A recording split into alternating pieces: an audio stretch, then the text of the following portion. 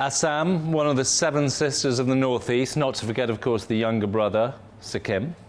Here we are trying to assemble, I never thought I'd say these words, an Assamese pizza.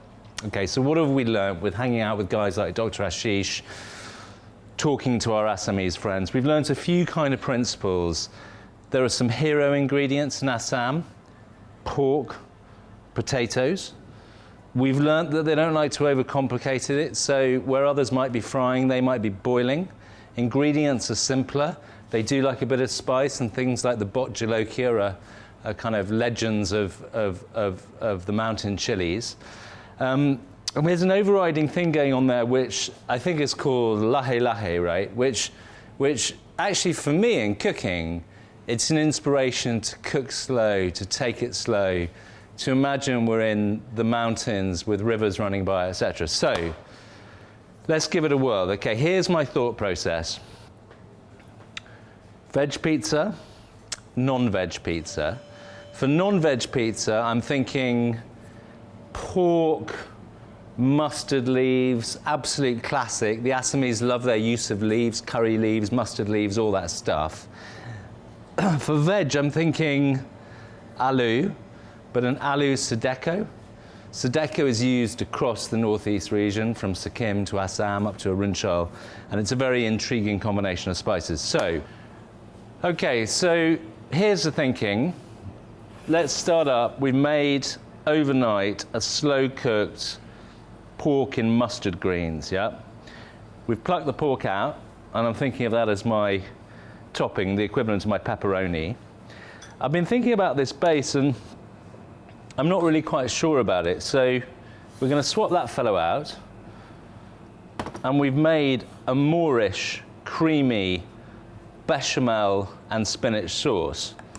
And I'm thinking, I use that as my base, maybe a little bit of cheddar, fresh mozzarella, bocconcini, pork, cook, and while it's cooking, we'll think about toppings. So let's give this a whirl. Spread the base. Beautiful colour. It's a bit like the cilantro pesto we've used before. And actually a white base, well, a green base, but the bechamel is white, on a pizza looks very attractive, something different to a tomato passata. Take this pork, yummy free-range pork. I'm going to leave bits of fat as well. I don't see why not, right? That's the whole beauty of pork, is fat and gristle and lots of yummy things. Spread this fellow over it, okay?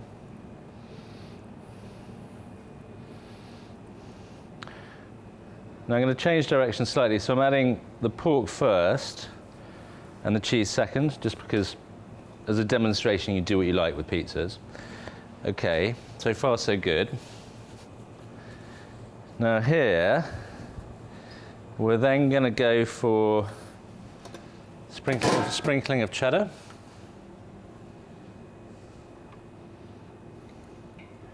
Cheddar, pork, nothing wrong with that.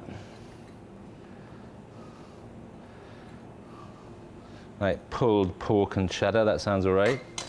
And then here, yummy, fresh Indian bocconcini. You really don't need bocconcini from Italy these days. Put these fellows in here. Spread it out a bit.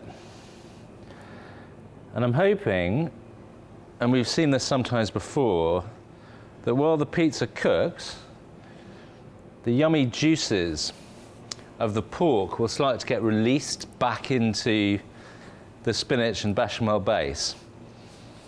Okay, part one done. Let's get this in.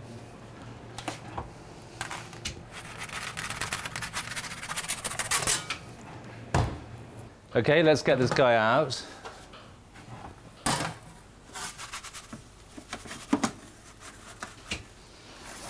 Here we go. Not looking terribly circular, but maybe that even looks like the state of Assam. I'm slightly making that up. Okay, what are we going to do here? Pork. Pork rhubarb, pork aniseed, pork apple, pork rich flavors of bell pepper, that kind of stuff. So here's my canvas, here's my pantry. I'm thinking some of these slow roasted bell peppers, because the pork can take a lot of sweetness and a certain amount of sourness. Let's go down this route. I'm looking across at those kiwis, and I'm sorely tempted, but sort of less is more on a pizza. Egg, fennel, microgreens. I'm thinking this could take a bit of fennel. Again, pork and aniseed, classic combo. Looks nice too. Got these little swirly clouds above the northeast mountains. Egg, no egg? I'm tempted by egg, but I think it might overdo it. Microgreens. I would like to do watercress, and maybe when it comes to the cook-off I will do watercress, because pork and watercress is definitely a thing in my head. Okay. Mandatory sea salt. Equally mandatory lemon olive oil.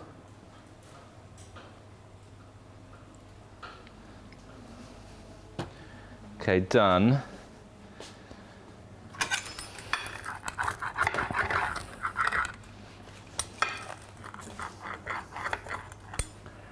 Okay, so here, let's get this guy on. Yummy, slow-cooked pork, cooked in mustard leaves, but mustard leaf sauce replaced with spinachy bechamel guy, bit of fennel, bell peppers slow roasted, in the mouth.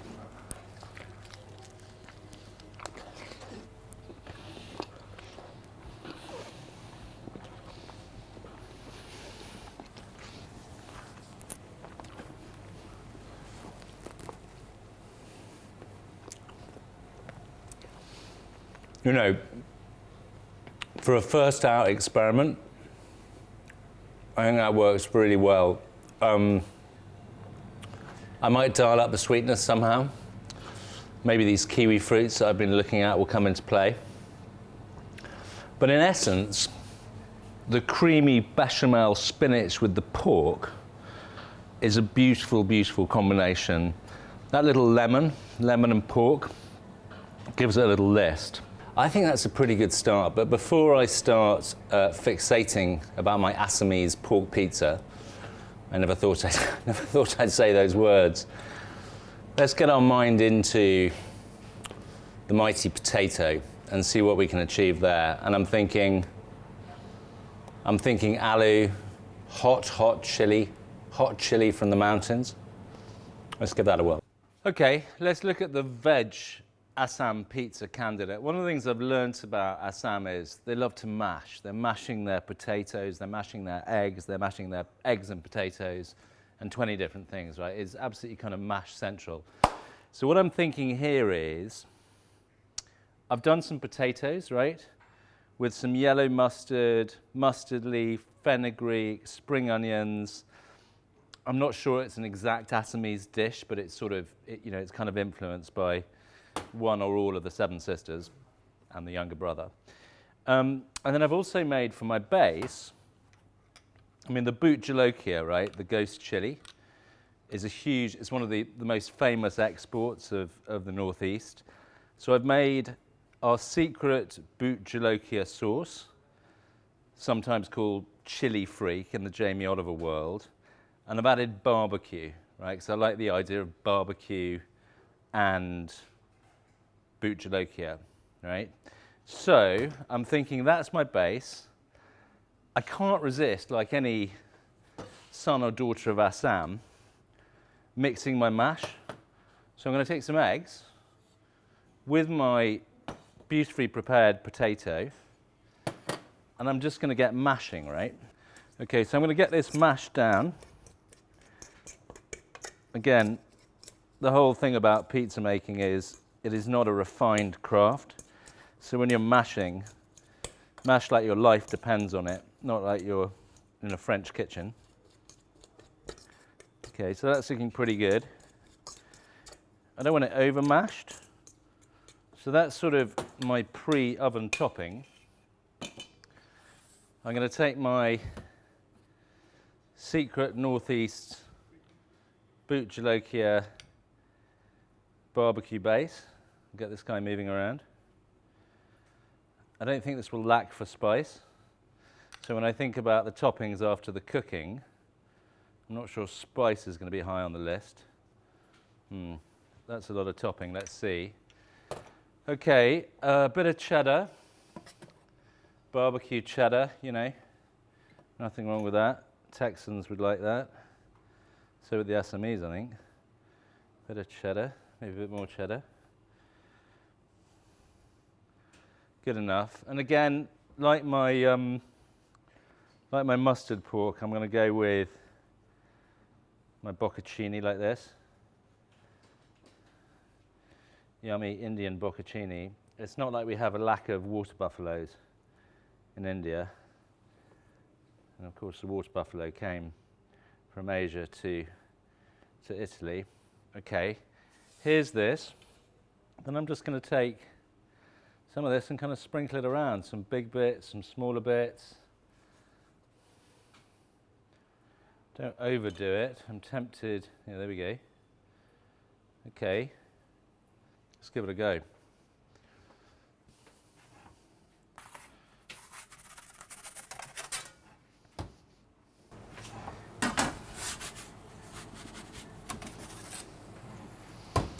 Well, it's pretty well cooked, maybe slightly too well cooked. Look, here's my thought process. You've got a big, strong chili barbecue base here, so that's going to kill a lot of things you put on top. So we're trying to lift and react to the strength of that, try and get some crunch where we can. So I'm thinking, I've got peas, I've got celery, I've got rocket, I've got onions, I've got beetroot. Beetroot potato, that's definitely a thing. It's going to add colour. Is it going to die a death in the great pond of barbecue chili? I don't know, but let's give this a shot. Let's take a bit of this.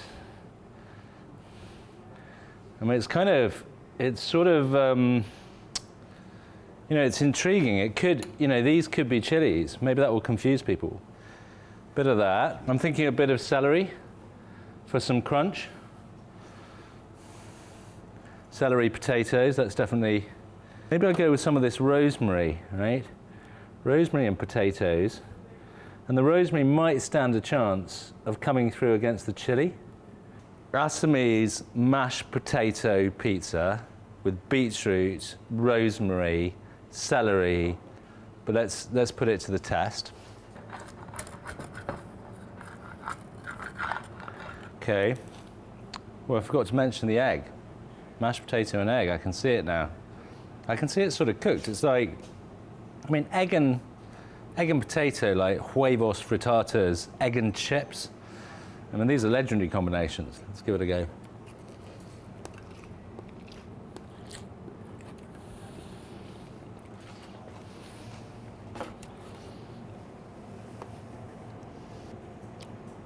I think kind of close, but no cigar. So I might rethink this. Right now, it's an easy choice between the two trialists, but I'm going to go back to the lab with this. I'm not done with you, mashed Assamese aloo. It's not over between us.